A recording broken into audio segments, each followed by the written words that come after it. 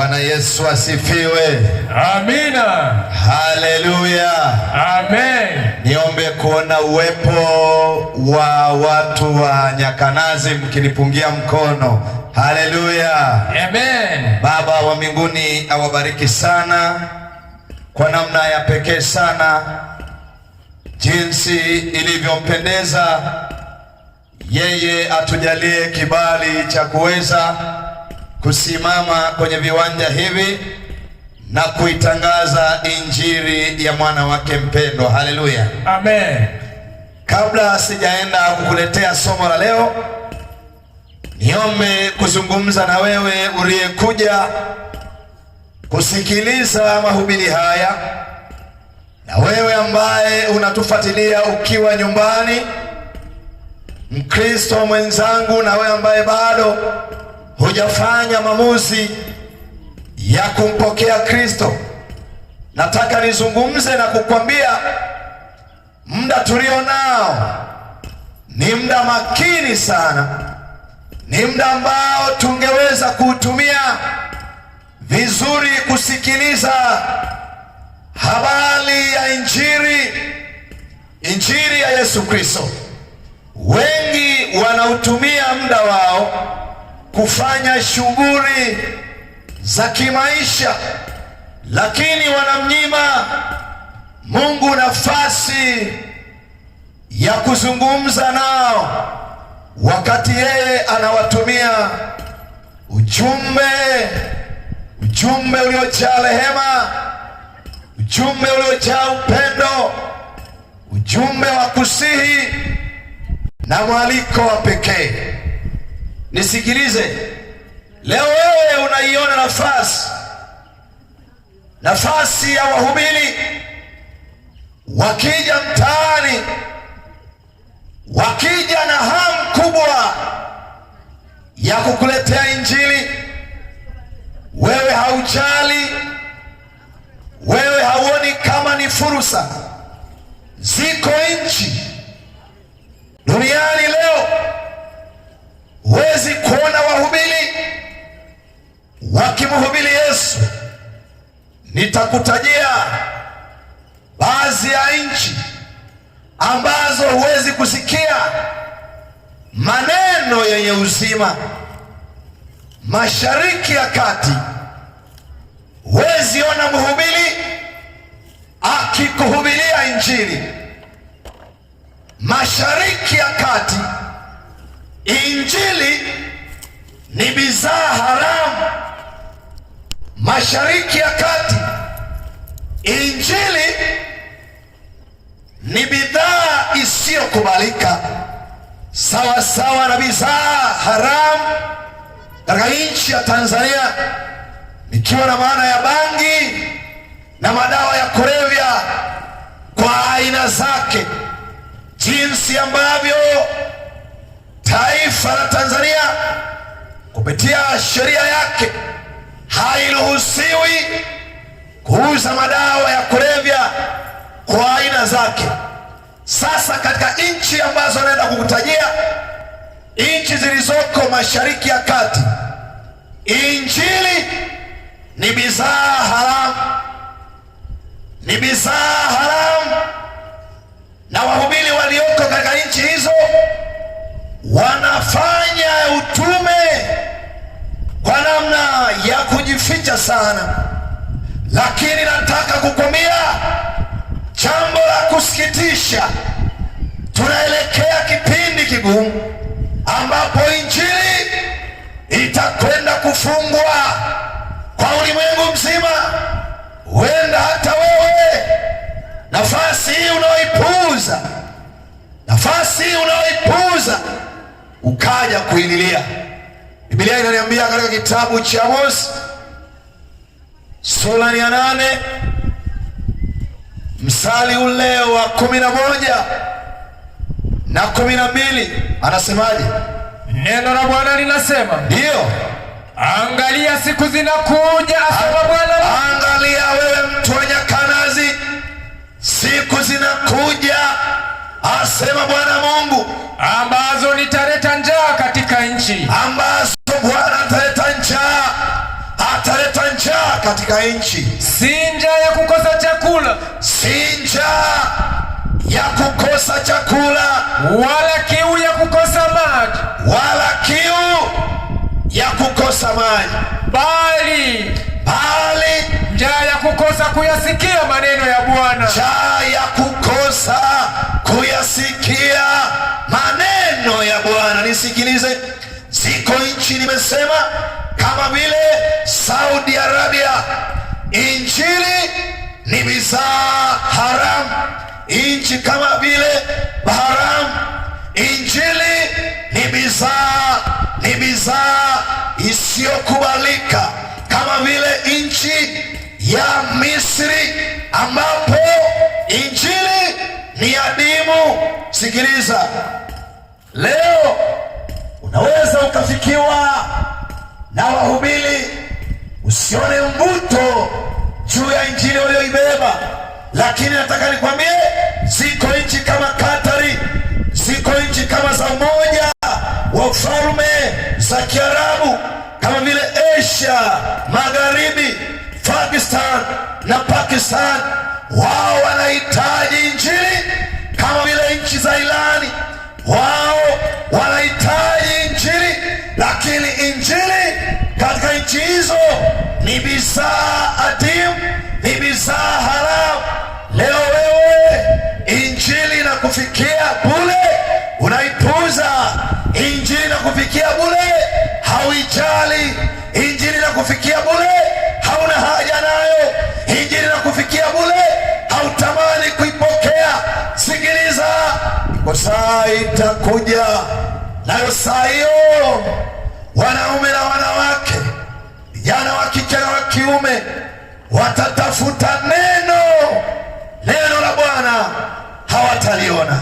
Amosi 8:12 nasema, inasemaje? Nao watatangatanga toka bahari hata bahari, toka bahari hata bahari, na toka upande wa kaskazini hata upande wa mashariki, na toka upande wa kaskazini hata upande wa mashariki. Watapiga mbio wakienda huko na huko, watapiga mbio wakienda huko na huko, kulitafuta neno la Bwana wasilione. Pendwa, unautumia muda wako vipi? Iko saa inakuja, neno la Bwana hautaweza kuliona. Jioni ya leo naenda kukuletea somo linalosema hatima ya mataifa yote chini ya hukumu ya Mungu. Nikualike uweze kunifuatilia, na ninapokwenda kuanza, acha nikualike tuweze kuomba na tusikie neno la Bwana jioni ya leo. Tuombe. Baba, ninakushukuru, ninakusifu, ninakutukuza. Mimi na watumishi wote hawa si chochote, si lolote.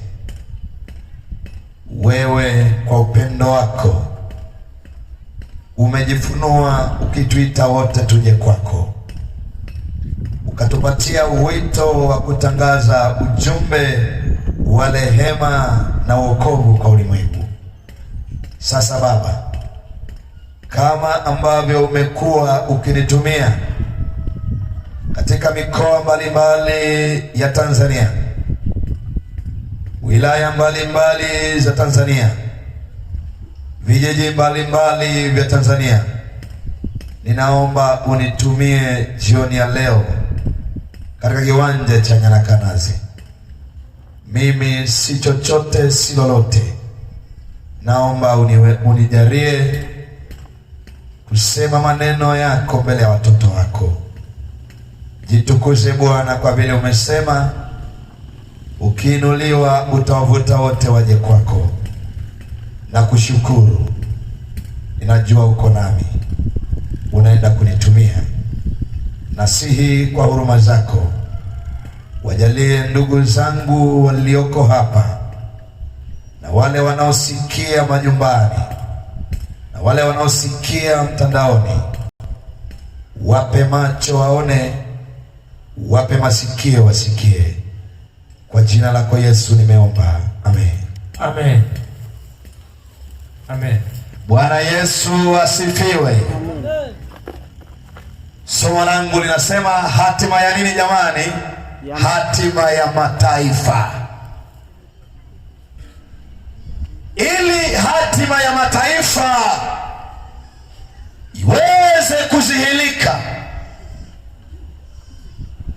ni lazima tukio moja lifanyike kwa watu wote, na tukio hilo ni Kristo Mwana wa Mungu amelinena, nalo likaandikwa katika kitabu cha Injili ya Yesu iliyoandikwa na mwanafunzi Mathayo sura ile ya 24 na mstari ule wa 14. Hiki ndicho kipengele cha mwisho miongoni mwa vipengele vyote. Ninaomba ulisome Mathayo 24 na ule mstari wa 14. Tena habari njema ya ufalme itahubiriwa katika ulimwengu wote. Tena habari njema ya ufalme itahubiriwa katika ulimwengu wote, kuwa ushuhuda kwa mataifa yote. Kuwa ushuhuda kwa mataifa yote. Hapo ndipo ule mwisho utakapokuja. Hapo ndipo ule mwisho utakapokuja. Hatima ya mataifa ni habari njema kuhubiriwa ulimwenguni mote, ili iwe ushuhuda. Asiwepo atakayesema mimi sikusikia, asiwepo atakayesema mimi sikujua, asiwepo atakayesema mimi hayakunihusu. Nisikilize mama yangu, nisikilize baba yangu, nisikilize kaka yangu, nisikilize dada yangu, nisikilize mdogo wangu.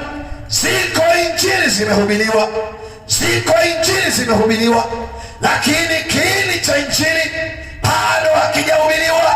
Na ndio saa Yesu anahitaji watu wahubiriwe, Yesu anahitaji watu waelezwe, Yesu anahitaji watu waambiwe, Yesu anahitaji watu wajulishwe. Asije mtu yoyote akasema mimi sikujua, asije mtu yoyote akasema mimi sikuelewa, asije mtu yoyote akasema haya kunihusu. Utakuwa ni msiba, itakuwa ni kilio, itakuwa ni taabu, yatakuwa ni maombolezo pale wewe injili itakapogeuka kutoka wokovu kuwa ushuhuda. Wale injili itakapokuwa wokovu, watakaribishwa katika makao ya milele. Wale injili itakayokuwa ushuhuda, wao watalia, wataomboleza, watasema tulijua, tulisikia, lakini tulipuuza. Tulijua, tulisikia, lakini hatukujali. Tulijua, tulisikia, tuliyaona hayafai. Tulijua, tulisikia, tuliyaona hayana maana. Mama yangu unanisikia, dada yangu unanisikiliza, ndogo wangu unanisikiliza, itumie nafasi hii kusikiliza ujumbe ambao Yesu anatuletea. Yesu alipoanza kazi yake ya utume, Yesu alinena katika kitabu cha Luka sura ya 4 mstari wa 18. Alinena maneno gani Yesu? Leo injili imegeuka tofauti na Bwana alivyokuwa amelenga shabaha ya injili. Nisome Biblia inasemaje? Luka 4:18 inasemaje? Roho wa Bwana yu juu yangu. Yesu alianza kwa maneno akisema, Roho ya Bwana yu juu yangu, kwa maana amenitia mafuta. Kwa maana amenitia mafuta kuwahubiri maskini habari habari njema, kuwahubiri maskini habari njema. Amenituma kuwatangazia wafungwa kufunguliwa kwao, na vipofu kupata kuona tena, kuwaacha huru waliosetwa, na kutangaza mwaka wa Bwana uliokubaliwa. Sikiliza, japo Yesu aliwaona Wayahudi wakiwa ni vipofu, Yesu aliwaona wakiwa wamesetwa, aliwaona wakiwa ni wafungwa kwenye mapokeo, aliwaona wakiwa ni maskini wa kiroho, lakini shabaha ya Yesu ilikuwa ni kutangaza mwaka wa Bwana uliokubalika. Na Yesu aliendelea kuihubiri nchi katika miji na vijiji vingine. Ukisoma katika ile Luka sura ya 8 mstari wa kwanza hadi mstari wa 4, Yesu alisemaje? Ikawa baada ya hayo alikuwa akizunguka katika miji na vijiji.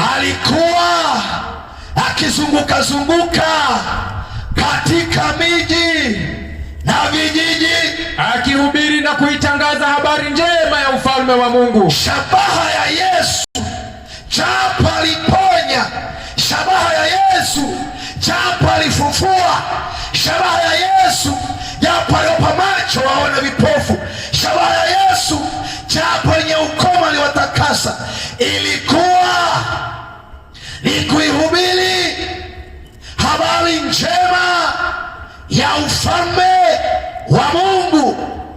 Na wale thenashara walikuwa naye. Nisikilize, yote kwa yote tunautangazia ulimwengu. Sasa Yesu anaenda kutawala, na atatawala duniani, na watawala wote katika serikali zote wataweza kunyang'anywa utawala. Yeye Yesu atatawala mataifa yote ikiwemo taifa la Tanzania. Nataka nizungumze na viongozi wote wa Tanzania, nataka nizungumze na viongozi wote wa Kenya, nataka nizungumze na viongozi wote wa Rwanda, nataka nizungumze na viongozi wote wa Kongo, nataka nizungumze na viongozi wa Afrika kwa ujumla, bara la Ulaya, bara la Asia. Sikiliza, Yesu anaporudi watawala wote wanaenda kunyang'anywa utawala. Yesu anaenda kutawala. Haleluya, amen. Wengi hawaelewi, wengi hawajui, hawafahamu ya kwamba tunaelekea kipindi kizuri kwa waliokandamizwa, kipindi kizuri kwa waliosetwa, kipindi kizuri kwa walionyanyasika, kipindi kizuri kwa wale waliosimama imara upande wa Bwana. Nikutie moyo wewe uliyenyanyasika, nikutie moyo wewe uliyekandamizwa. Natamani kukwambia, simama na injili ya Yesu, anakuja kukukomboa. Haleluya. Najua wako watawala serikalini, katika utawala wao wanasimamia haki na kweli ya Mungu. Wengine wanatawala kwa shida, kwa sababu iko vita kati ya utawala wa Kristo na utawala wa Shetani. Na kutia moyo wewe mbunge, na kutia moyo wewe waziri, na kutia moyo wewe mkuu wa wilaya, na kutia moyo wewe mkuu wa mkoa, na kutia moyo wewe kiongozi unayesimamia haki. Yesu anaporudi hatolifuta jina lako. Amen. Ramani ya unabii imewekwa wazi. Wengi wameshindwa kutembea na ramani ya unabii na kuwafunulia wafalme na kuwafunulia watawala na kuwafunulia jamii yote juu ya utawala wa haki, juu ya utawala wa amani, juu ya utawala usiyependelea, wa mfalme aliyejaa upendo, wa mfalme mwingi wa rehema, wa mfalme aliye na amani. Nikutie moyo wewe Tanzania mwenzangu unaelia, nikutie moyo wewe mtu wa Uganda, mtu wa Kongo, mtu wa Rwanda, wa Ethiopia. Sikiliza, muda umefika. Yesu anakwenda kurudi atawale dunia, na ndiposa Yesu katika injili yake yote alifunua utawala wa wenye haki. Luka sura ya 4 aya 43. Sikiliza, katika mahubiri ya Yesu shabaha yake ilikuwa ni kuwajulisha utawala wenye haki. Soma andiko. Neno la Bwana linasema, ndio, akawaambia, imenipasa kuihubiri habari njema ya ufalme wa Mungu. Imenipasa kuihubiri habari njema ya ufalme wa Mungu. Sikiliza wewe mwanasiasa, japo unapiga kampeni ukiwainua watawala, nataka nizungumze na wewe ya kwamba utawala wa haki, utawala wa haki ndio habari njema, ni utawala wa Yesu Kristo. Haleluya, amen.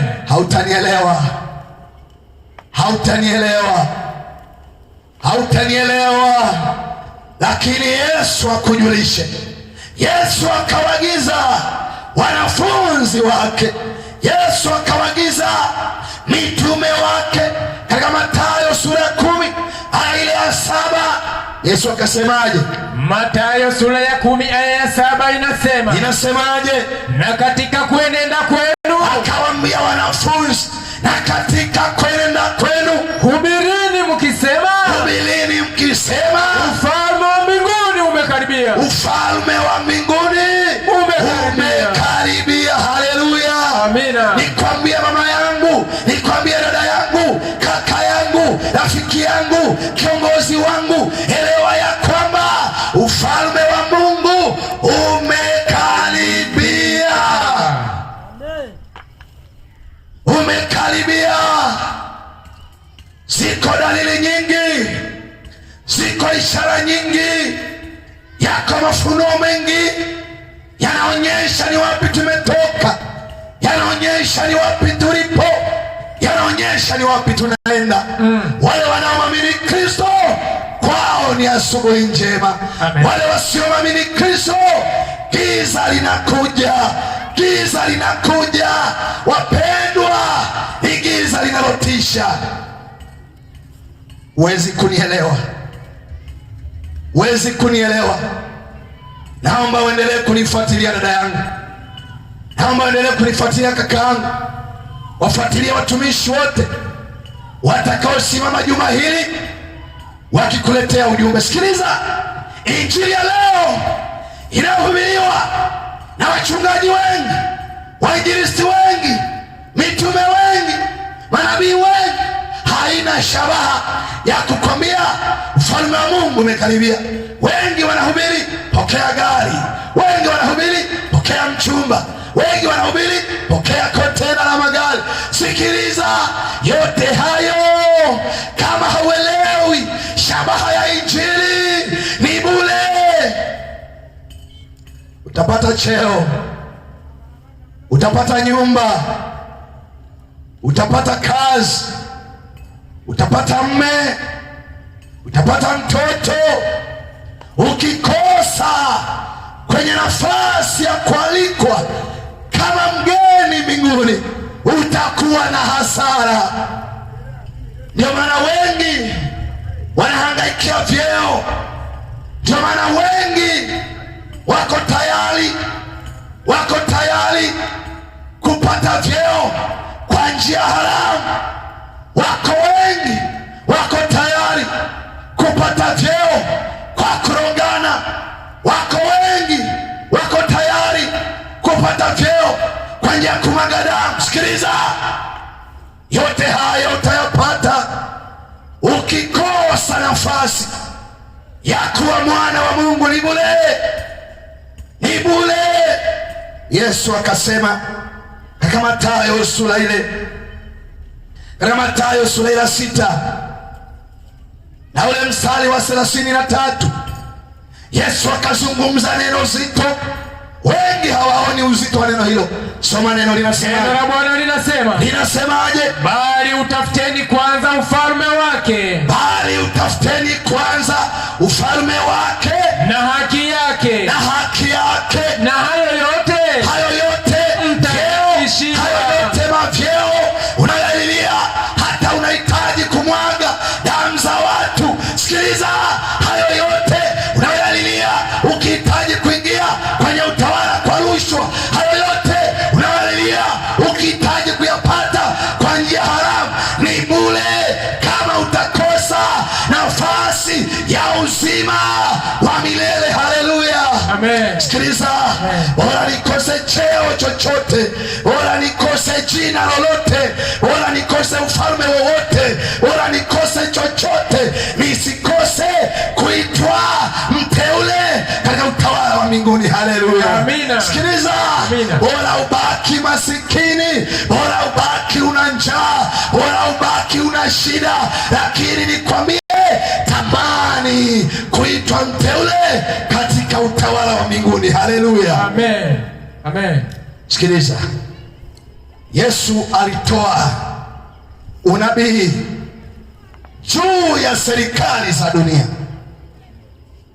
kwa sababu watumishi hawahitaji kusoma unabii. Mataifa yako duniani yako gizani, serikali nyingi duniani ziko gizani, hasielewi tumetoka wapi, hasielewi tuko wapi, hasielewi tunaenda wapi. Sikiliza, dunia hii inaelekea mwisho. Watawala wote waelewe nafasi walizonazo, wamepewa zamana, watumike kwa haki, waitumikie jamii, na kama hawatatenda haki, na kama hawatatenda haki, yuaja na mawingu. Yeye anayetawala kwa haki, kila goti litapigwa. Haleluya, amen. Nisikilize, uko unabii ndani ya Biblia, unabii wa kitabu cha Danieli.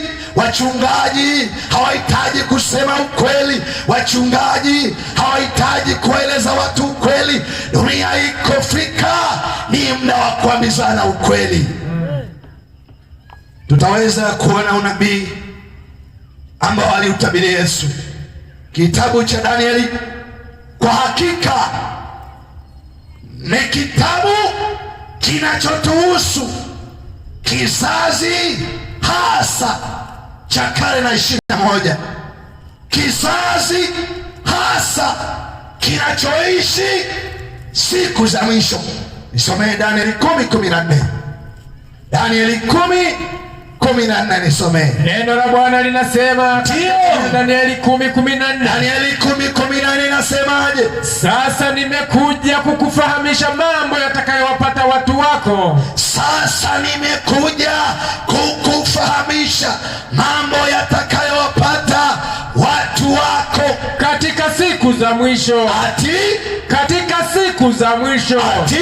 Katika siku za mwisho. Danieli alionyeshwa maono yanayohusiana na siku za mwisho. Maana maono haya ni ya siku nyingi bado. Wapendwa, yale mambo yaliyotabiriwa na nabii Danieli yanatuhusu sisi. Yesu kwa uaminifu akasisitiza kwa wanafunzi wake. Mathayo 24:15, nasemaje? Neno la Bwana linasema. Ndio, basi hapo mtakapoliona chukizo la uharibifu, basi hapo mtakapoliona chukizo la uharibifu, lile lililonenwa na nabii Danieli, lile lililonenwa na nabii Danieli limesimama katika patakatifu, limesimama katika patakatifu. Asomaye na afahamu. Ati? Asomaye na afahamu. Ulimwengu mzima unaalikwa kusoma kitabu cha Danieli, maana mambo yaliyonenwa na nabii Danieli ni ya siku Leo tutachunguza kitabu cha Danieli sura ya 2. Tutachunguza tuelewe ramani ya unabii juu ya falme kuinuka na juu ya falme kuanguka. Danieli sura ya 2 mstari wa 1 anza kutiririka. Neno la Bwana linasema, ndiyo, hata katika mwaka wa 2 wa kumiliki kwake Nebukadreza, hata mwaka wa 2 wa kumiliki kwake Nebukadreza, Nebukadreza aliota ndoto, Nebukadreza aliota ndoto, na roho yake ikafadhaika, na roho yake ikafadhaika, usingizi wake ukamwacha, usingizi wake ukamwacha. Ndipo mfalme akatoa amri, ndipo huyo mfalme Nebukadreza baada ya kuwa ameota ndoto na akafadhaika, akatoa amri kuwaita waganga na wachawi na wasihiri na wakaridayo wapate kumweleza mfalme ndoto zake, Mfalme, sikiliza, kuliwahi kuwa na mfalme duniani aliyejulikana kama Nebukadreza. Wakati yeye anatawala, aliota ndoto. Alipota ndoto akaisahau, alipota ndoto ikampotea. Akaamua kuwaita waganga, akaamua kuwaita wachawi, akaamua kuwaita wakaridayo, akaamua kuwaita wanajimu waje wampatie tafasiri ya ndoto, waje wamfunulie ndoto aliyosahau. Soma andiko. Basi wakaingia wakasimama mbele ya mfalme. Mfalme akawaambia, nimeota ndoto na roho yangu imefadhaika hata niijue tafsiri yake. Ndipo hao wakaridayo wakamwambia mfalme kwa lugha ya Kiaramu, ndio, mfalme, uishi milele, tuambie sisi watumishi wako ile ndoto, nasi tutakuonyesha tafsiri yake.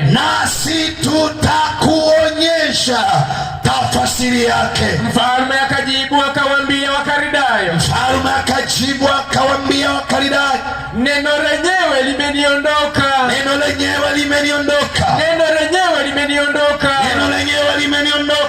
Msiponijulisha ile tafsiri, ile ndoto na tafsiri yake,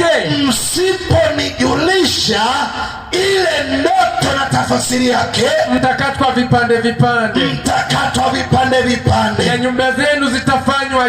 na nyumba zenu zitafanywa jaa. Basi kama mkinionyesha ile ndoto na tafsiri yake, sawa, nitawapa zawadi, thawabu, na heshima nyingi. Sawa. Basi nionyesheni ile ndoto na tafsiri yake. Wakajibu mara ya pili wakasema, Mfalme, na utuambie sisi watumishi wako ile ndoto,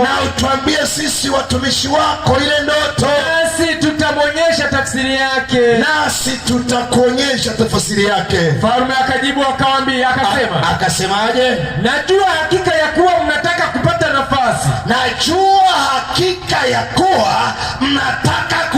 nafasi, kwa sababu mmeona ya kuwa lile neno lenyewe limeniondoka. Mnajua mimi nimesahau, lakini msiponijulisha ile ndoto, ndio iko amri moja tu iwapasayo. Sawa. Maana mmepatana kusema maneno ya uongo. Ndio maneno maovu mbele yangu. Endelea. Hata zamani zitakapobadilika. Malizia. Basi niambieni ile ndoto, nami nitajua ya kuwa mwaweza kunionyesha tafsiri yake. Endelea. Wakaridayo wakajibu mbele ya mfalme wakasema, hapana mtu duniani awezaye kulionyesha neno hili.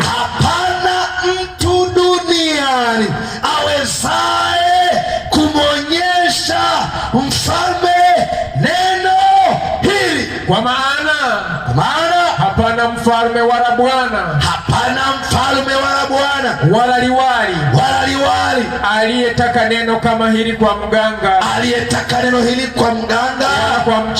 wala kwa mchawi, wala kwa mkaridayo, ni neno la ajabu hili analolitaka mfalme.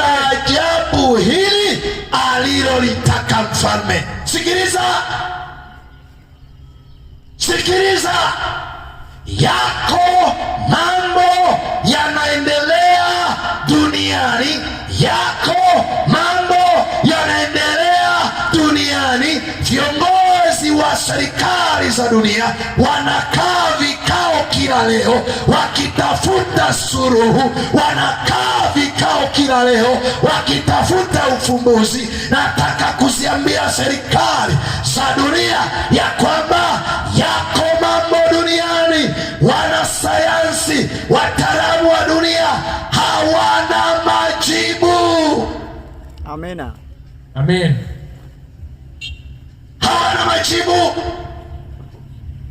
Na ningeshauri serikali yangu ya Tanzania na serikali zote za dunia, kama wangetambua nafasi ya Mungu, wangejifunza kwa mfalme Nebukadreza.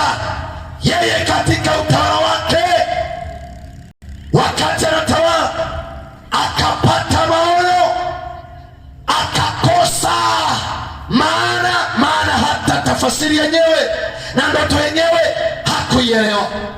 Yeye alihitaji mafunuo, fafanuzi kwa mganga, kwa mchawi, kwa msihiri, kwa mkaridayo. Wakati wake katika taifa lake wakiabudu miungu, mganga, msihiri, mkaridayo na mchawi, alikiri mbele ya mfalme akasema, juu ya mambo unayotaka hatuna majibu, juu ya mambo unayotaka hatuyaelewi. Yako mambo, narudia, katika serikali za dunia majibu hayapatikani kwa waganga, majibu hayapatikani kwa vyama vya siri, majibu hayapatikani kwa wachawi, majibu hayapatikani kwa wanasayansi. Anahitajika Mungu atoe tafasiri. Haleluya, amina, amina. Sikiliza, yuko mama mmoja, yuko baba mmoja, yuko binti mmoja, amekuwa na changamoto kwenye ndoa yake, changamoto kwenye biashara yake, changamoto kiafya. Ametafuta majibu kwa waganga, ametafuta majibu kwa wataalamu. Sikiliza, yako mambo wataalamu wa dunia hawana majibu. Rudi kwa Mungu, anayo majibu yako. Haleluya, amina. Sikiliza, Biblia inaendelea kusema, baada ya waganga, baada ya wachawi, baada ya wasihiri, baada ya wakaridayo kukosa majibu, wakamwambia mfalme, hatuna majibu. Alisemaje? Endelea. Nasema ndio.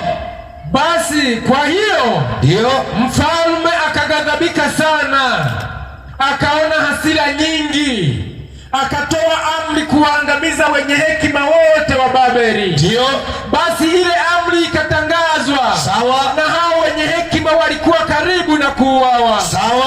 Watu wakamtafuta Danieli na wenzake. Watu wakamtafuta Danieli na wenzake ili wauawe.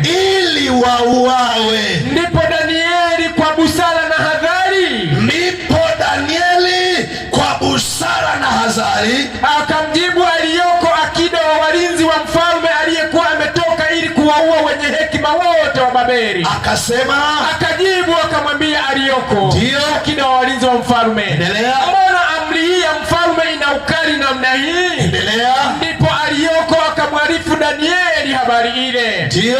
Basi Danieli akaingia akamuomba mfalme ampe muda. Ndio. Kisha yeye akamwonyesha mfalme tafsiri ile. Endelea. Ndipo Danieli akaenda nyumbani kwake, ndio akawapasha habari akina Anania na Mishaeli na Azaria wenzake. Danieli aliposikia taarifa ya kuuawa kwa wale waliojinena ni wenye hekima, ni wenye maarifa, ni wenye ujuzi, wakati ni waabudu miungu, wakati hawamjui Mungu, alipogundua imekwisha tangazwa amri ya kuuawa, akasema nitasimama kama mtetezi, nitasimama kama mwombezi, ili niweze kumwinua Mungu aliye hai. Haleluya! Ndio maana Biblia inasema siri ya Bwana iko kwa wamchao, naye atawajulisha. Haleluya, amen.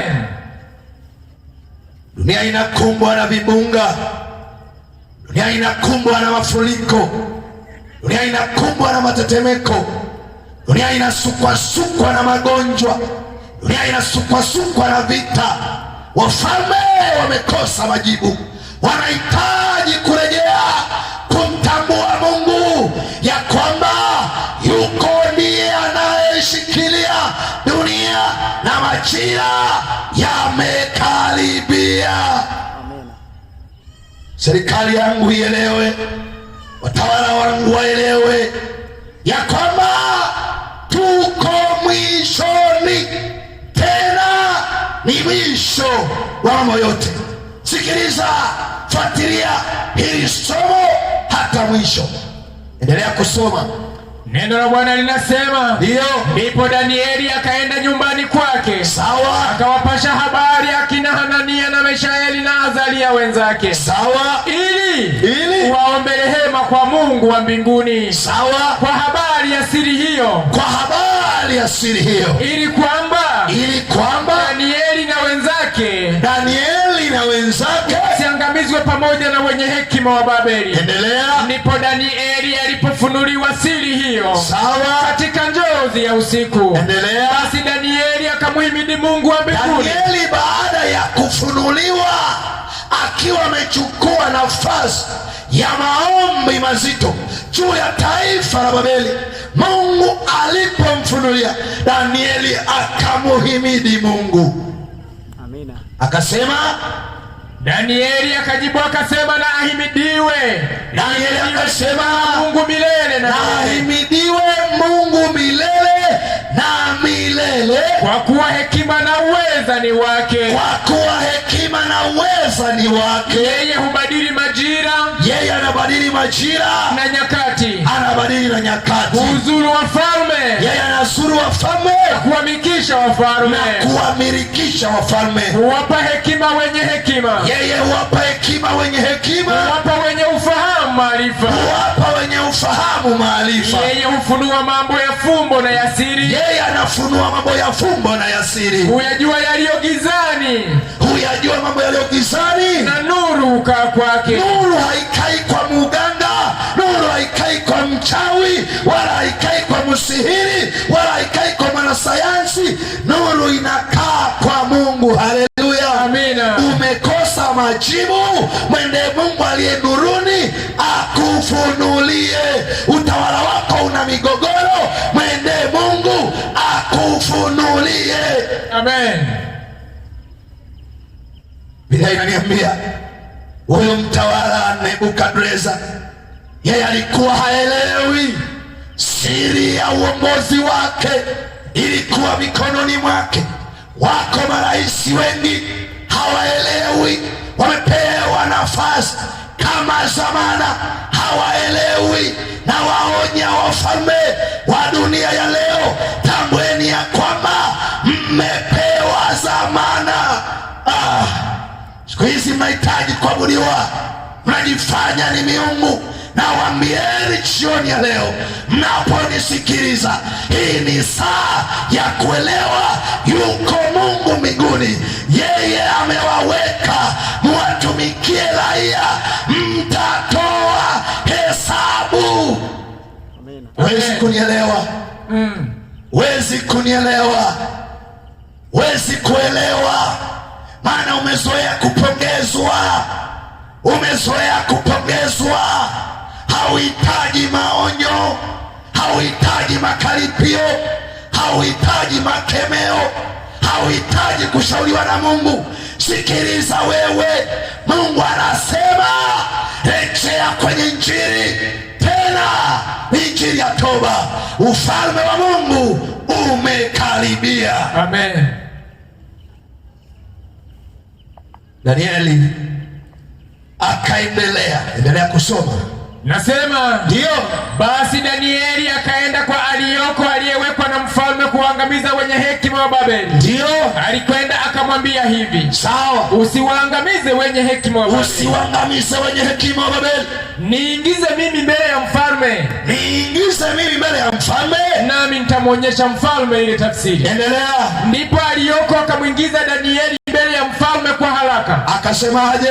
Akamwambia hivi, ndio, nimemwona mtu wa hao wana wa Yuda waliohamishwa, sawa, atakaye kujulisha mfalme ile tafsiri. Endelea. Mfalme akajibu akamwambia Danieli, sikiliza, aliyekuwa akiitwa Belteshaza, endelea, je, waweza kunijulisha ile ndoto niliyoiona na tafsiri yake? Endelea. Danieli akajibu mbele ya mfalme akasema, akasemaje? ile siri uliyoiuliza mfalme, ndio, wenye hekima hawawezi kumfunulia mfalme. Sasa nataka nikupe siri ya wachungaji wa leo.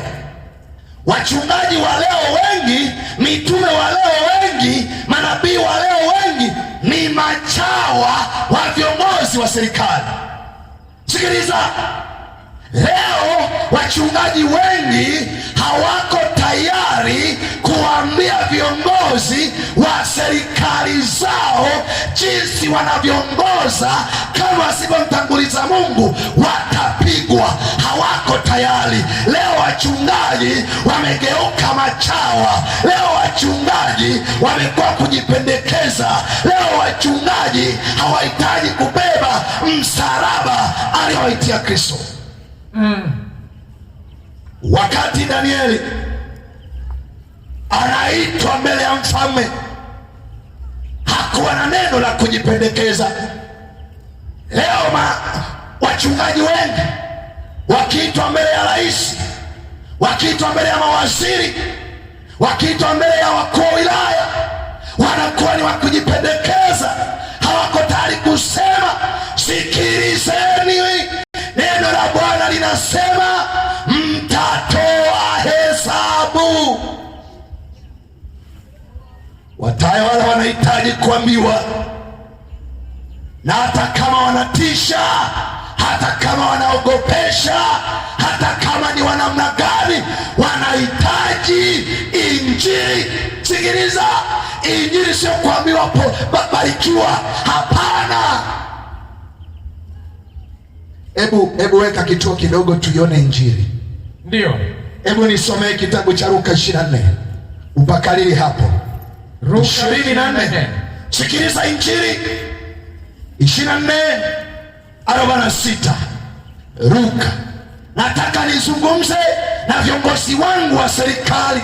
Ninajua nafuatilia mahubiri haya kwenye chaneli hii. Mimi natamani mponywe kwa jina la Bwana. Soma andiko. Injili ya Luka 24:46 inasema. Inasemaje? Akawaambia, ndivyo ilivyoandikwa. Ndivyo ilivyoandikwa kwamba Kristo atateswa, sawa, na kufufuka siku ya tatu. Endelea. Na kwamba mataifa yote likiwemo taifa la Tanzania, mataifa yote watahubiriwa nini? Watahubiriwa kwa jina lake habari ya toba na ondoleo la dhambi. Habari ya toba. Huwezi kumwambia mtu akatubu bila kumwambia ukweli. Marais wanahitaji kuambiwa, wakuu wa wilaya wanahitaji kuambiwa, mawaziri wanahitaji kuambiwa, madaktari wanahitaji kuambiwa, kila mwenye mwili kwa nafasi yake. Mahakimu wanaopotosha haki wanahitaji kuambiwa. Kabla mimi sijafa, kwa nafasi yangu sitaogopa cheo cha mtu wala heshima ya mtu. Panapoistahili kuheshimiwa nitakuheshimu, panapohitajika kukupongeza nitakupongeza, panapohitajika kukwambia nitakwambia. Amina. Nazungumza na wachungaji, acheni uchawa, acheni, muda umeisha muda. Waambieni watu kweli, dunia inaenda kupotea. Waambieni Yesu anarudi. Waambieni viongozi wa serikali watende haki, waache rushwa, watachomwa. Ninajua mtanichukia, mtaniwinda, mtanisaka, huenda mkatamani kuondoa uhai wangu. Wale msiopenda kweli, najua wako viongozi wazuri serikalini, wako viongozi waaminifu serikalini, wako wachungaji waaminifu. Simama imara, Yesu atakutetea. Amen. Simama imara, Yesu hatakuacha. Amina. Simama imara, hata ukifa utafufuliwa katika ufufuo wa wenye haki. Amen. Tuendelee Danieli 2. Danieli 2, neno la Bwana linaendelea. Ndio. Danieli akiwa mbele ya mfalme Ahasuerus anasema, ndio, lakini yuko Mungu mbinguni afunuaye siri. Danieli akamwambia mfalme, yuko Mungu afunuaye siri, naye amemjulisha mfalme Nebukadneza mambo yatakayokuwa siku za mwisho. Akasema Mungu ametuma message kwako, mambo yatakayokuwako siku za mwisho. Kumbe Danieli anafunuliwa unabii chini ya utawala wa mfalme Nebukadneza. Kumbe ujumbe huo ni wa siku za mwisho. Ndoto yako na njozi za kichwa chako ulizoziona kitandani pako. Akamwambia ndoto zako, ndoto ulizoziota na njozi yako, ndoto zako na njozi yako ulizoziota usiku, ndio ni hizi hapa. Wewe mfalme, mawazo yako yaliingia moyoni mwako kitandani mwako. Mawazo yako yaliingia moyoni mwako kitandani mwako, ya mambo yatakayokuwa harafu. Sikiliza, mfalme Nebukadneza jinsi alivyojitanua, jinsi alivyojitukuza, jinsi alivyojitawala, aliona ya kwamba hakuna mtawala mwingine angeweza kuinuka. Aliona ya kwamba yeye ndiye angeweza kuwa mtawala. Wako watawala wengine wanapingana na agizo la Bwana ya kwamba wamepewa utawala kwa muda na wataondolewa. Sikiliza, wengine wanaamua kuingia kwenye utawala kwa nguvu, hawahitaji kutawala kwa haki. Sikiliza, Mungu ndiye anayepanga. Wakati Nebukadneza yuko kwenye utawala, alijitukuza kazani, yeye ndiye mtawala na atatawala dunia yote. Mawazo hayo yalipoingia moyoni mwake, akazuia wengine wasiingie kwenye utawala, akazuia wengine wasichukue utawala. Sikiliza, ndipo Mungu anatoa ndoto juu ya ratiba ya serikali za dunia. Endelea kusoma. Na yeye afunuaye siri amekujulisha mambo yatakayokuwa. Akamwambiaje? Anasema, ndio, wewe mfalme uliona na tazama sanamu kubwa sana. Wewe ukiwa kwenye ndoto uliona sanamu, tena ni sanamu kubwa sana. Ndio, sanamu hii iliyokuwa kubwa sana, ndio, na mwangaza wake mwingi sana, ndio, ilisimama mbele yako. Sawa. Na umbo lake ndio lilikuwa la kutisha. Endelea. Na sanamu hii kichwa chake, sanamu ile iliyokuwa imezungukwa na mwanga mkali, tena iliyokuwa kubwa, kichwa chake kilikuwa ni cha dhahabu safi. Kichwa chake kilikuwa ni cha dhahabu safi. Kifua chake na mikono yake kifua chake na mikono yake ni ya fedha, ilikuwa ni ya fedha. Tumbo lake na viuno vyake, tumbo lake na viuno vyake vya shaba, vilikuwa ni vya shaba. Miguu yake ya chuma, ni ya chuma, na nyayo za miguu yake, nusu ya chuma na nusu ya udongo, ni nusu ya chuma na nusu ya udongo. Nawe ukatazama hata jiwe likachongwa bila kazi ya mikono. Baada ya hapo, ile sanamu umeiona, likachongwa jiwe. Hilo jiwe halikuchongwa kwa mikono ya mwanadamu. Nalo jiwe hilo likaipiga sanamu miguu yake, iliyokuwa ya chuma na udongo, likaivunja vipande vipande. Ndipo kile chuma na ule udongo na ile shaba na ile fedha na ile dhahabu vilivunjwa vipande pamoja. Wakati Danieli alipomaliza kumpa ndoto, mfalme akasema, hiyo ndoto niliota, tena wewe umenipa tafasiri, umenipa ufunuo wa ile ndoto niliyoisahau, umenijulisha ile siri niliyoiota. Endelea. Baada ya ndoto hiyo kukubaliwa kwamba ndivyo ilivyo, aya 36 inasemaje? Hii ndiyo ile ndoto, nasi tutaihubiri tafasiri yake mbele ya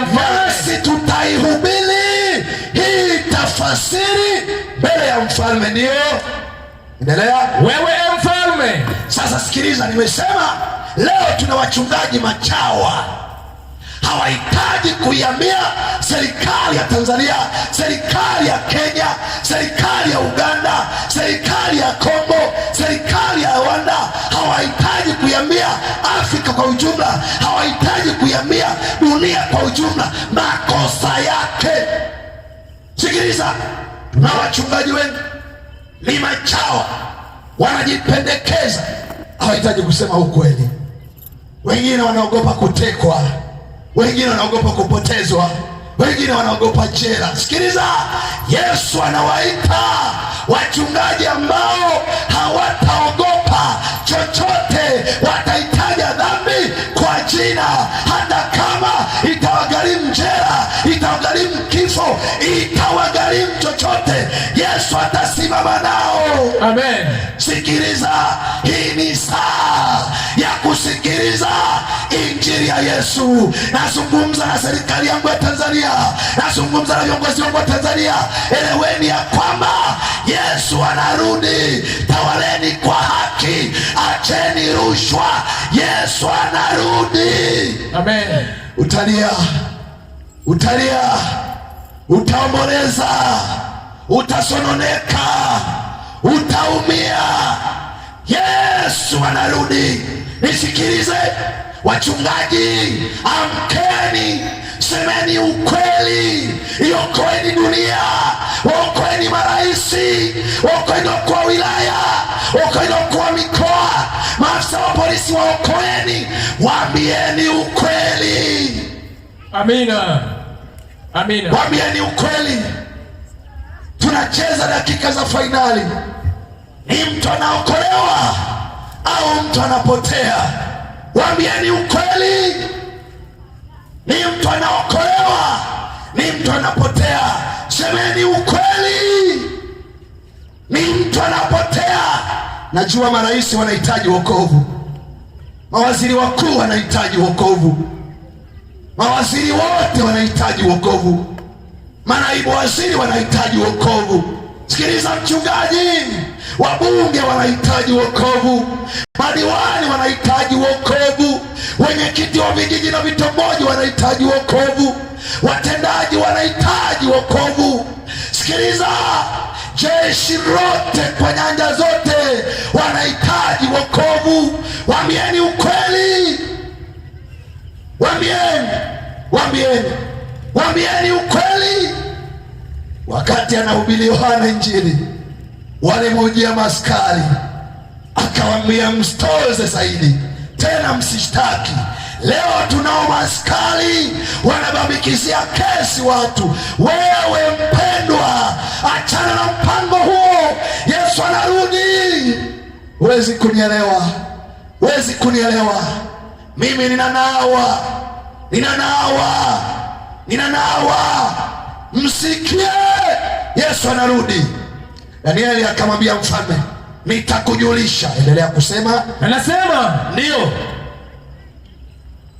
nasema Danieli sura ile ya 2 aya ya 31 inasemaje?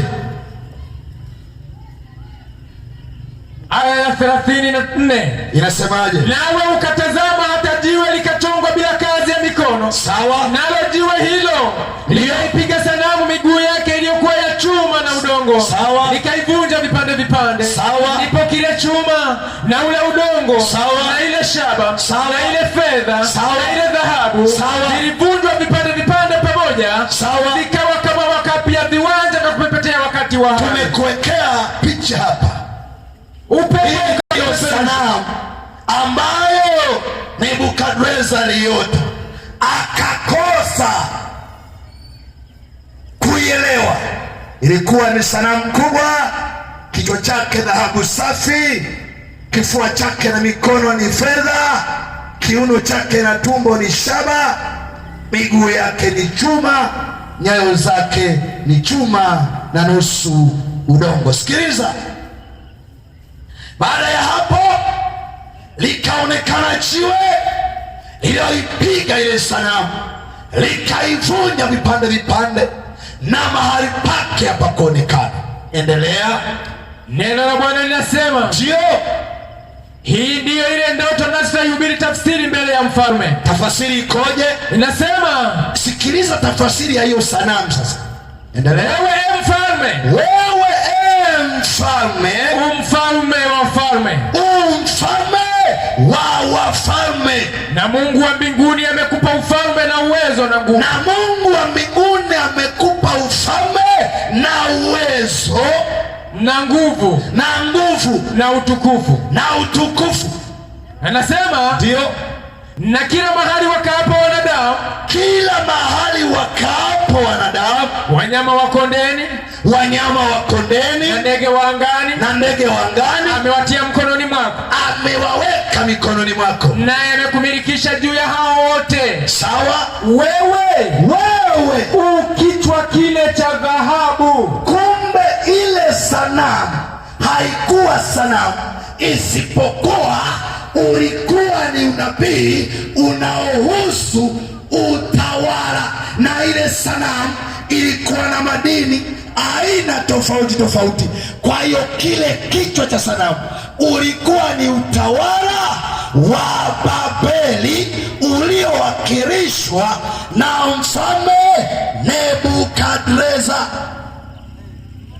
Utawala huo ulitawala kuanzia mwaka 605 kabla ya Kristo hadi mwaka 539, kuanzia 38 hadi 39 ukang'olewa. Danieli alihitaji kujulishwa. Endelea.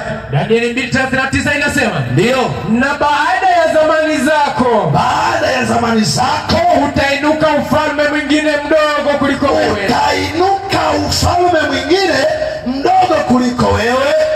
Na ufalme mwingine wa tatu wa shaba. Na ufalme mwingine wa tatu baada ya utawala wa ufalme wa fedha utainuka wa tatu wa shaba, utakaoitawala dunia yote. Na ufalme wa nne utakuwa na nguvu mfano wa chuma. Utakuwa na nguvu mfano wa chuma. Kwa maana chuma huvunja vitu vyote na kuvishinda. Chuma kinavunja vitu vyote na kuvishinda. Na kama chuma kisetavyo vitu vyote, sawa, ndivyo utakavyovunja vunja na kuseta. Endelea. Na kama vile ulivyoziona hizo nyayo za miguu, hizo nyayo ulizoziona za miguu na vidole vyake kuwa nusu udongo wa mfinyanzi na nusu chuma, ndiyo ufalme ule utakuwa ufalme uliogawanyika. Wakati utakapoinuka utawala wa chuma utakwenda, lakini mwishoni utagawanyika. Lakini ndani yake zitakuwako nguvu za chuma. Ndani ya zile nyayo zitakuwa na chuma na udongo, na nguvu za zile chuma na udongo zitakuwa zimegawanyika. Na kama vile vidole vya zile nyayo vilivyokuwa nusu ya chuma nusu ya udongo, sawa, kadhalika ufalme ule utakuwa nusu yake una nguvu na nusu yake umevunjika. Sikiliza wewe mtu unayenisikiliza leo, tutaanza kukuonyesha sinema.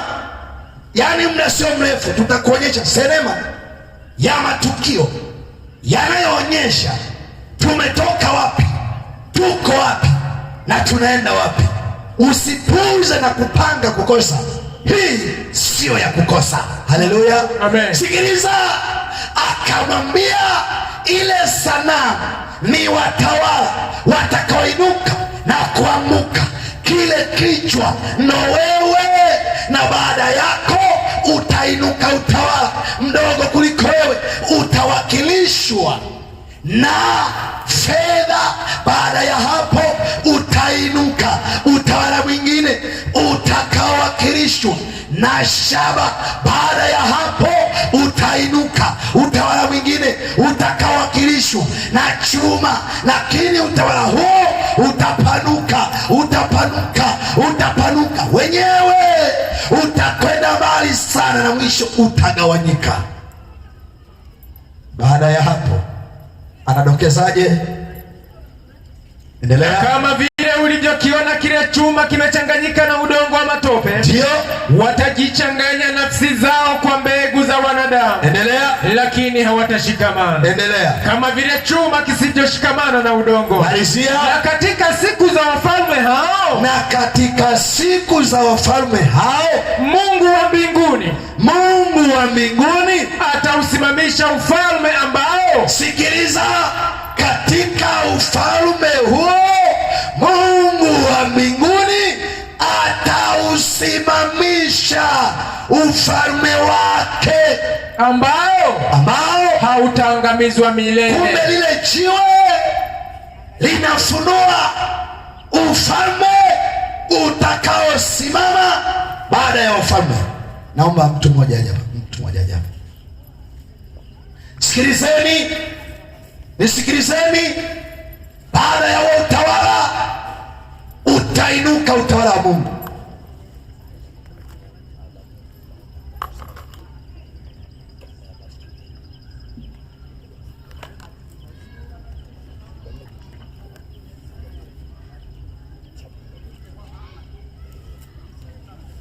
Sikiliza, baada ya utawala huo utakapoanguka utainuka utawala wa mtawala, Bwana wa mabwana, aliyefunuliwa kama jiwe. Sasa natamani nikwambie hivi, baada ya watawala hao Yesu anatawala. Ametufafanulia Danieli kwamba ile sanamu maana yake ni falme zitakazoinuka na kuanguka. Tafasiri ya kwanza ni utawala wa Babeli. Tafasiri ya pili ni utawala wa Umedi na Uajemi. Tafasiri ya tatu ni utawala wa Uyunani. Ufalme wa nne ni Rumi ya kipagani iliyowakilishwa na chuma, iliyotawala kuanzia mwaka 331 hadi mwaka 168. Utawala huo ukagawanyika mataifa 10, na hayo mataifa nitakusomea, maana baada ya hayo mataifa utawala wa Kristo utainuka. Sikiliza, baada ya mataifa hayo utainuka utawala wa Kristo. Na kitu nachotaka nikwambie, utawala huo ambapo unakuja kutawala, watawala hawataelewa, hawatajua jinsi Mungu alivyofunua haya mambo kwenye kitabu cha Biblia. Mungu amefunua haya mambo ili watu waelewe wametoka wapi, wako wapi, wanaenda wapi. Hiyo ramani ya unabii wa kitabu cha Danieli ni kutuonyesha jinsi tawala za dunia zitakavyoinuka na kuanguka, na mwisho wake utakuwa ni utawala wa Kristo. Sikiliza, zile nyayo ambazo zinasimama na ule utawala wa Babeli si nyingine, ni mataifa. Utawala wa Rumi ni mataifa ambayo yaligawanyika baada ya utawala wa Rumi ya kipagani kuanguka, na mataifa hayo yalikuwa yanatajwa hivi wakati ule, na leo nitakutajia. Ukiingia kwenye historia ya ramani ya dunia utayakuta haya mataifa. Taifa la kwanza lilifahamika kwa jina la Araman, ambalo leo ni taifa la Ujerumani.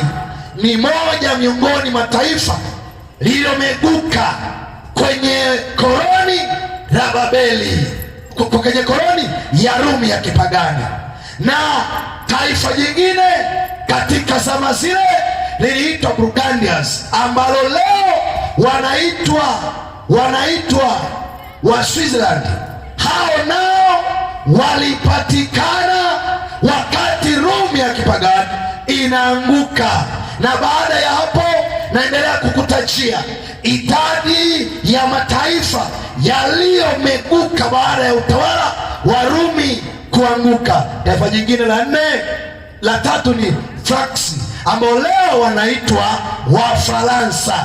Sikiliza, baada ya hiyo ya tatu, ya nne inaitwa Lombards, ambao leo wanaitwa Waitaliani. Sikiliza, taifa jingine la tano linaitwa Saxons, ambao leo wanaitwa Waingereza, na taifa lingine linaitwa Swevi, ambao leo wanaitwa Waleno. Taifa jingine la saba linaitwa Visigoths, ambao leo wanaitwa Wahispania. Taifa lingine ambalo halipo kwenye ramani ya unabii ni Vandalism, Heruli na Ostrogoths. Mataifa hayo ndiyo mataifa yaliyomeguka baada ya utawala wa Rumi ya kipagani kuanguka. Yeye mfalme Nebukadreza alifunuliwa. Kitu unachotaka uelewe, Mungu amefunua akisema, baada ya zama za watawala hao, mwishoni mwa tawala hizo utainuka utawala mwingine. Na tunaona utawala huo unaishia kwenye nyayo, na nyayo hizo ndo haya mataifa yametajwa katika ramani ya unabii, ambayo leo yanaitwa kama shirikisho la mataifa ya Ulaya. Sikiliza, tunakokwenda, tunaenda kushuhudia muungano tena. Muungano huo, serikali zitaungana, serikali za dunia, na dini zitaungana, dini za dunia. Tutakuwa na sarafu moja, serikali moja, na dini moja, na mtawala mmoja. Sikiliza, dunia itakuwa katika mfumo wa taifa ya Marekani. Kama unavyoona haya mataifa duniani, sikiliza, yatakuwa kama majimbo yaliyoko kwenye taifa la Marekani. Sikiliza, wakati harakati za kuinuka na kuanguka kwa tawala hizi, jiwe litaponda hizo sanamu, hizo tawala. Na hilo jiwe ni gani? Tuiulize Biblia itupatie tafasiri ya jiwe linalokuja kuiponda hiyo sanamu, ambapo mwisho wa sanamu ni hizi serikali tulizo nazo leo. Twende katika Biblia, kitabu kile cha Matendo sura ya 4. Kimbia hapo msomaji, tuthibitishe neno hili. Jiwe linalokuja kuziponda serikali zote na kuziondoa na ukasimama utawala wa Mungu ni nini? Kitabu cha Matendo sura ni 4 aya ile ya 11 12. Neno la Bwana linasema, inasemaje? Yeye ndiwe jiwe lile lililodharauliwa na ninyi waashi. Yeye Kristo ndiye jiwe lile lililodharauliwa na ninyi waashi. Limewekwa kuwa jiwe kuu la pembeni. Limewekwa kuwa jiwe kuu la pembeni. Lile jiwe lililochongwa bila kazi ya mwanadamu ni Kristo Yesu. Atakuja, ataipiga dunia na serikali zote za dunia. Atasimamisha utawala wake, utawala wa haki. Sikiliza, ndio maana ninawaalika watawala wote, ndio maana ninawaalika raia wote, ndio maana ninawaalika rafiki wote, mpokeeni Yesu, anarudi tena. Haleluya. Twende tuone tafasiri nyingine, kitabu kile cha Waefeso. Nisomea Waefeso sura ya 2 aya 22. Sikiliza, Waefeso 2:22 inasomeka, ndio, katika yeye ninyi nanyi, hebu anzia 20, mumejengwa juu ya msingi wa mitume na manabii. ndio, naye Kristo Yesu mwenyewe, yeye Kristo mwenyewe ni jiwe kuu la pembeni. Kwa hiyo lile jiwe linalokuja kuponda dunia si jingine, ni Yesu. Anakuja kuzing'oa falme za rimu za duniani. Nasema falme za rimu za dunia zitang'olewa. Yesu anaenda kusimama atawale dunia, yeye aliye mtawala wa haki, na utawala wake ni wa kweli. Ole wako mtawala zalimu, ole wako, ole wako, ole wako unayetawala kwa damu za watu, ole wako, ole wako usiyetenda haki, ole wako, ole wako. Yesu anarudi. Sikiliza, hii sio injili ya kutiana mafuta. Hata ningetoka hapa nikapigwa risasi, hata ningetoka hapa nikatekwa, hata ningetoka hapa nikapotea, hata ningetoka hapa nikagongwa gari, hata ningetoka hapa nikafa, mimi ninanawa. Amen. Sikiliza, Biblia inaniambia katika kitabu cha Ufunuo sura ile ya 6 mstari ule wa 13, hili ni tangazo, kila mwenye mwili angetetemeka, kila mwenye mwili angeogopa, kila mwenye mwili angejitoa. Nazungumza na dunia, na nisikia, nazungumza na raia, na nielewa, Yesu anarudi. Soma andiko, Ufunuo 6 aya ya 13 inasema, inasemaje? Na nyota zikaanguka juu ya nchi. Anzia 12. Nami nikaona alipofungua muhuri ya 6. Wakati Yesu anafungua mihuri ya 6, palikuwa na tetemeko kuu la nchi. Palikuwa na tetemeko kula nchi. Jua likawa jeusi kama gunia la singa. Jua likawa jeusi kama gunia ya singa. Mwezi wote ukawa kama damu. Mwezi wote ukawa kama damu. Na nyota zikaanguka juu ya nchi kama mti. Na nyota zikaanguka juu ya nchi kama mti upukutishavyo mapooza yake. Endelea. Utikiswapo na upepo mwingi. Endelea. Mbingu zikaondolewa kama ukurasa uliokunjwa. Mbingu zikaondolewa kama ukurasa unavyokunjwa. Na kila mlima na kisiwa. Na kila mlima na kisiwa vikahamishwa kutoka mahali pake. Na wafalme wa dunia. Ati. Na wafalme wa dunia. Ati. Na wafalme wa dunia. Na wafalme wa dunia. Na wakuu. Na wakuu wa dunia. Na majemadari. Na majemadari wa dunia. Na matajiri. Na matajiri wa dunia. Na wenye nguvu. Na wenye nguvu wa dunia. Na kila mtumwa na muungwana. Na kila mtumwa na muungwana wakajificha katika pango. Nisikilize mtawala wangu, nisikilize mtawala wangu. Nataka nikwambie, huenda ulishastaafu kwenye utawala wako, ulikuwa dhalimu. Nisikilize, bado neema ipo. Nisikilize, bado nafasi nafasi ipo, nisikilize. Yesu anakuita tubu. Ile ni rais yeyote duniani alitenda yanayomchukiza Mungu, bado neema ipo. Sikiliza, pengine ni waziri mkuu yeyote duniani alitenda asiyofaa, bado neema ipo. Sikiliza, pengine ni mawaziri, pengine ni wabunge, wakuu wa wilaya, wakuu wa mikoa, ni masajenti, ni mameja, ni makopro. Sikiliza, Yesu anasema ni saa ya kutubu.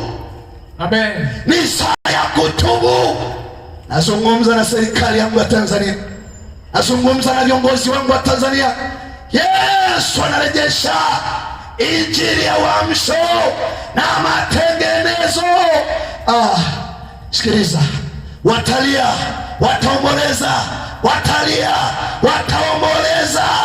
Sikiliza, cheo ulicho nacho hakitakuokoa, heshima ulionayo haitakuokoa, nafasi ulionayo haitakuokoa. Sikiliza, ni Yesu peke yake, ni Yesu peke yake.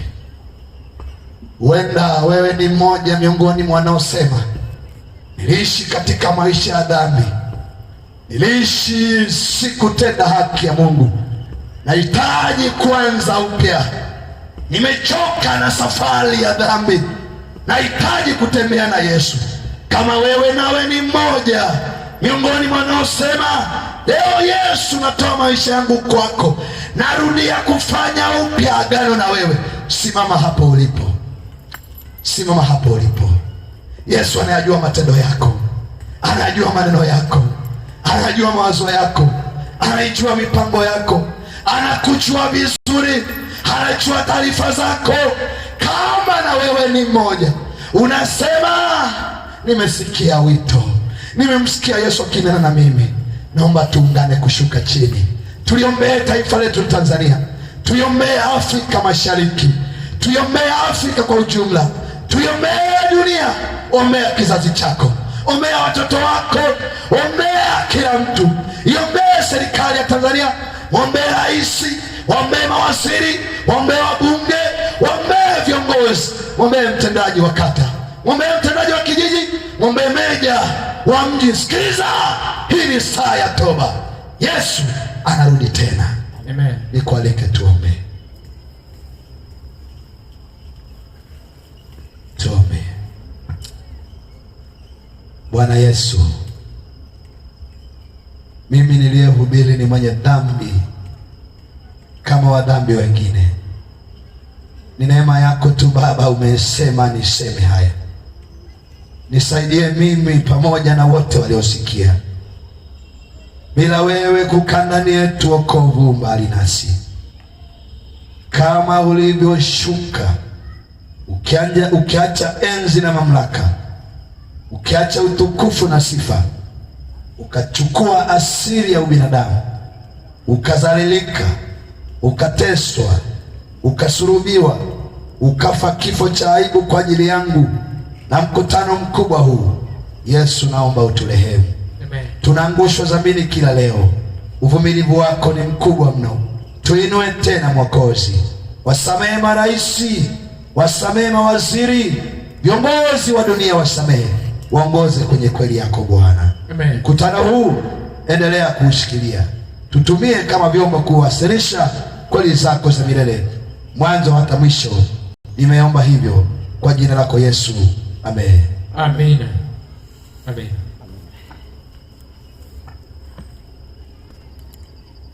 Bwana asifiwe. Amen.